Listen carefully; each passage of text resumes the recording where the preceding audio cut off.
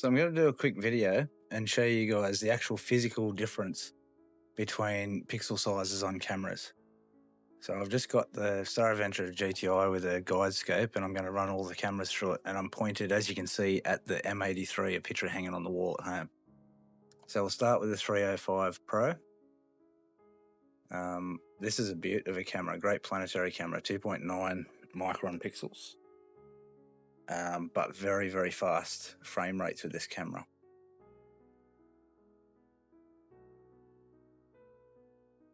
So cropped in at 640 by 480, you can see the frame rate. We're sort of pulling between 120, 130, 135 frames per second, which is outstanding as far as a Planetary camera goes. So next up is the 705C. Now this is the IMX 585. It still has 2.9 micron size pixels, but a much higher resolution.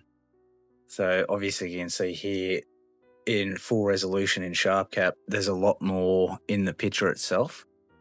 I find with this, the frame rates are a lot slower. Obviously, there's a lot more data to process with a higher resolution. Once you crop into a similar resolution though, the frame rate increases significantly, but still not as good as the 305.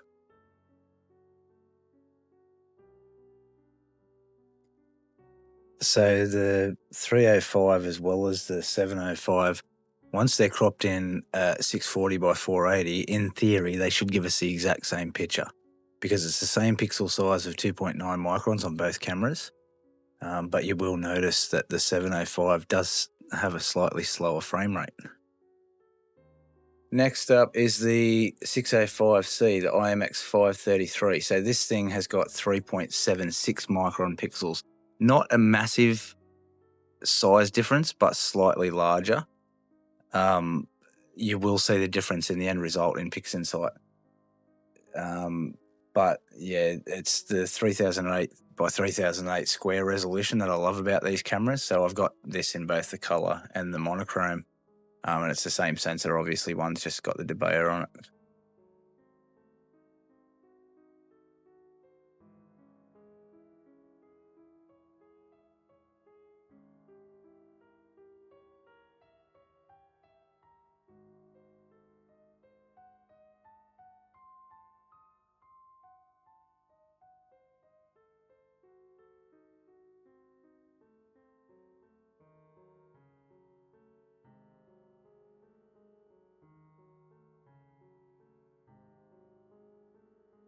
So the next camera is the 405C, the IMX 294 sensor, 4.63 microns. So we're getting bigger again.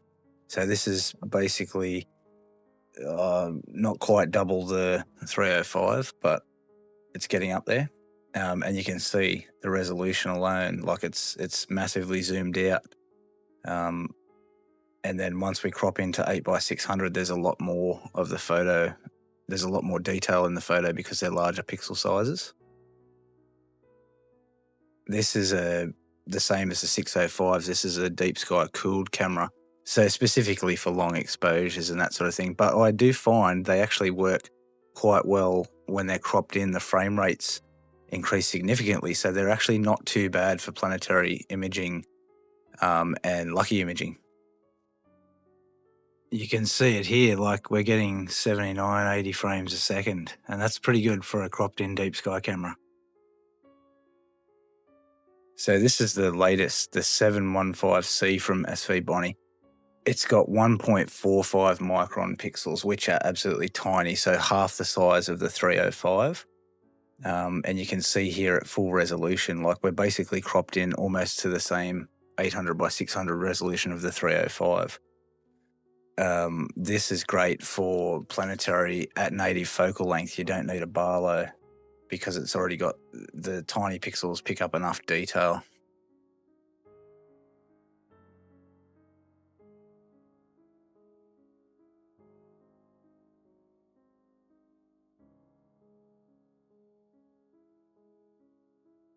And unfortunately, this is about the point where the light I had pointed at the photo on the wall died. So obviously everything just got darker. It's not going to affect the final result. It's just I had to use higher exposures on this and the next camera to get the photos to show you the comparison.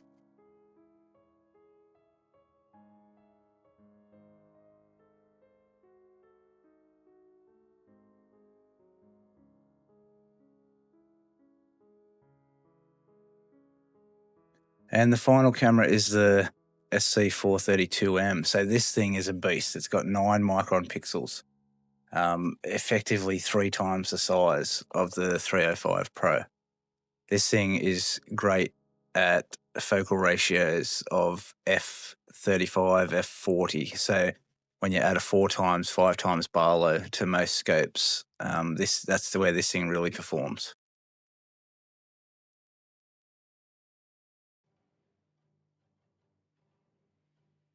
And looking at this sharp capture, you can see at full resolution, this thing's still pumping out 60 frames a second without cropping in, which is phenomenal. This is a really great camera for use with a Daystar Quark or anything that's got that 4.3 telecentric Barlow. Really good for solar imaging, really good for lunar, that sort of thing.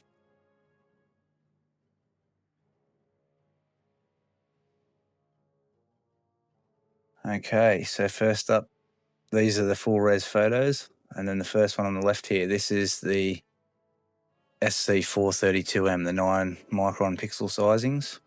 So we zoom in to the point where we can break apart the pixels and you can see the sizings on this particular star.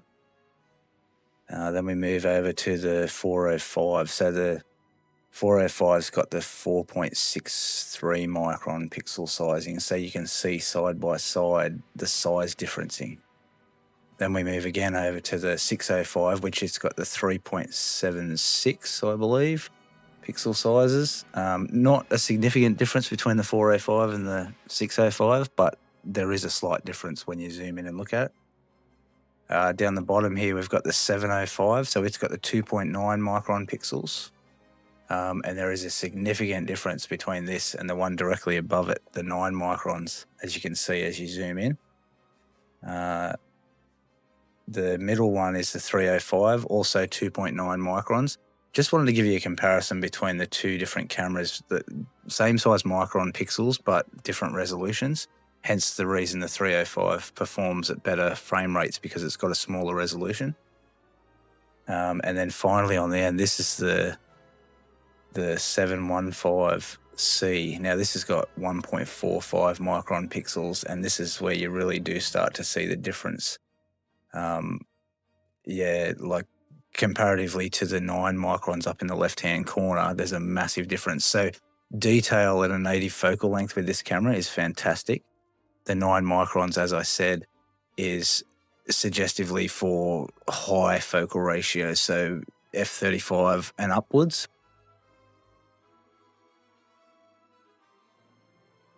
So then as far as pixel sizes go, when it comes to pairing a camera with a Barlow for Planetary, I try and stick to a rule of thumb. You want it to be as close to, say, 0.25 arc seconds per pixel as possible, or generally speaking, 5 times the size of your pixel should be the equivalent of the f ratio of your telescope. So first of all here, the 1.45 micron pixels at the top at native focal length is going to give us 0.15 arc seconds per pixel. There's nothing we can do about that unless you use a reducer, which is just madness in Planetary. The second cameras, the 2.9 micron pixels, you can see at f10, it's 0.29 arc seconds per pixel, which is pretty close. So the 2.9 microns do well at a native focal length also. You can push it in decent seeing to a 2 times Barlow, which takes it to f20 and 0.15 arc seconds per pixel. The next size, the 3.76 microns, these things, let's call it 4 microns, times that by 5 takes you to an f20. So basically a 2 times Barlow is going to run you at 0.19 arc seconds per pixel. That's fairly decent. You can run the 3 times, as I said, in really good seeing conditions. The next size up, fairly similar, 4.63 microns. We're generally looking the same thing at a 2 times Barlow f20. It's going to give us 0.23 arc seconds per pixel, and generally a 3 times Barlow in really good seeing conditions.